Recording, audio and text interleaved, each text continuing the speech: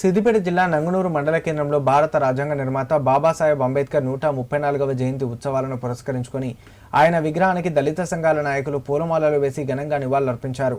Doctor Babasaheb Ambedkar మన దేశానికి గొప్ప రాజ్యాంగాన్ని అందించిన గొప్ప సంఘ సంస్కర్త, మానవతావాది, అంటరానితనం, కుల నిర్మూలన కొరకు విశేష కృషి చేశారని అన్నారు. సమాజంలో వెనుకబడిన వర్గాలకు రాజ్యాంగ రిజర్వేషన్లు కల్పించారని చెప్పారు. భారత పౌరులందరికీ స్వేచ్ఛా స్వాతంత్రాలను కల్పించారని, దానిలో భాగంగానే 18 సంవత్సరాల ప్రతి పౌరుడికి ఓటు హక్కు అనే ఆయుధాన్ని కల్పించిన గొప్ప మహోన్నత వ్యక్తి డాక్టర్ బిఆర్ అంబేద్కర్ అని కొనియాడారు. ఈరోజు భారత రాజ్యాంగ నిర్మాత డాక్టర్ బాబాసాహెబ్ అంబేద్కర్ గారి 134వ జయంతి ఉత్సవాలను నంగునూరు హెడ్ క్వార్టర్లో ఘనంగా జరుపుకోవడం జరిగింది.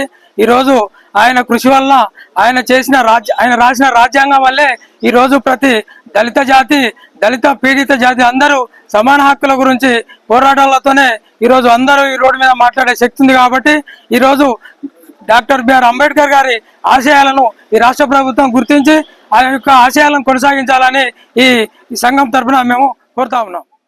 భారతరత్న బాబాసాహెబ్ డాక్టర్ బిఆర్ అంబేద్కర్ గారి జయంతిని పురస్కరించుకొని ఈ రోజు నంగునూరు మండల కేంద్రంలో ఘనంగా జయంతి నిర్వహించి నివాళులర్పించడం జరిగింది.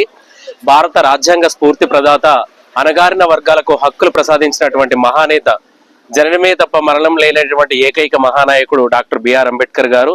కేవలం అంబేద్కర్ అంటే వర్గాలకే పరిమితం కాకుండా ఈ రోజు రాజ్యాంగం యొక్క హక్కులు అనుభవిస్తున్నటువంటి ప్రతి ఒక్కరు కూడా అంబేద్కర్ జయంతిని నిర్వహించాల్సినటువంటి అవసరం ఉంది.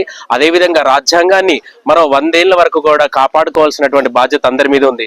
ఈ రోజు ప్రభుత్వాలు కూడా రాజ్యాంగాన్ని సరిగా అమలు చేయలేక రాజ్యాంగాన్ని ప్రమాదంలో పడేసేటువంటి ప్రయత్నాలు చేస్తున్నాయి. ముఖ్యంగా కేంద్ర ప్రభుత్వం అయితే ఇట్లాంటి చర్యలను అడ్డుకోవాల్సినటువంటి అవసరం అందరి మీద ఉంది. మరొక్కసారి అంబేద్కర్ జయంతి నివాళులు అర్పిస్తూ అందరికీ కూడా శుభాకాంక్షలు తెలియజేస్తున్నాము.